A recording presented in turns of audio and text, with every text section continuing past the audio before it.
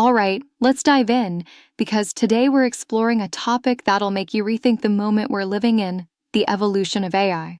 We're drawing a line from the personal computer revolution of the 70s and 80s to what's unfolding right now, and by the end of this, you'll realize we're not just witnesses to history, we're writing it.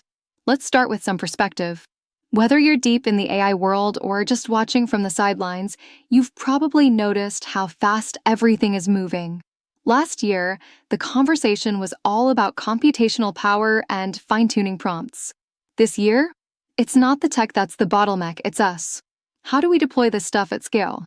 How do we make it stick? Whenever we face massive shifts like this, we look to history for clues. You've heard the comparisons.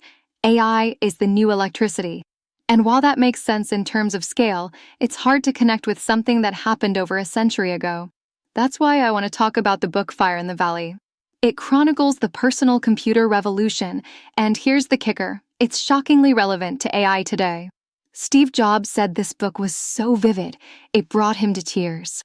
If it moved him, imagine what it could reveal to us.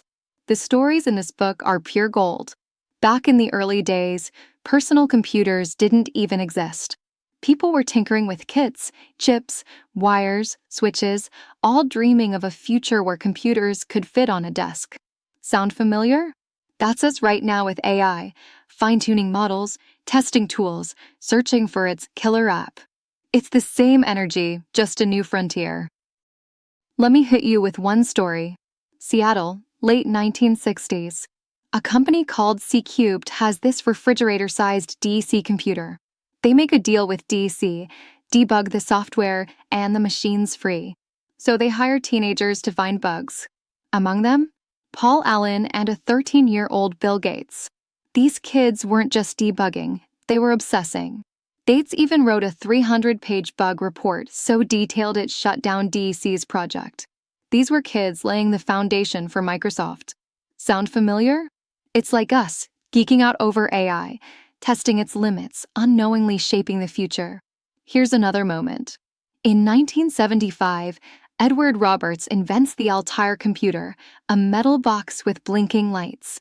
It was primitive, but Popular Electronics ran an article calling it the future of computing. Hobbyists went wild. They bought these kits, assembled them, wrote programs, and built a community. That's us today, tinkering with AI, creating use cases, and showing the world its potential. One line from the book sticks with me. These hobbyists kick-started the industry. They bought machines that didn't work out of the box, used their ingenuity, and drew others in. That's exactly what we're doing now. We're the ones refining prompts, creating applications, and solving problems no one else has tackled yet. And here's where it gets exciting.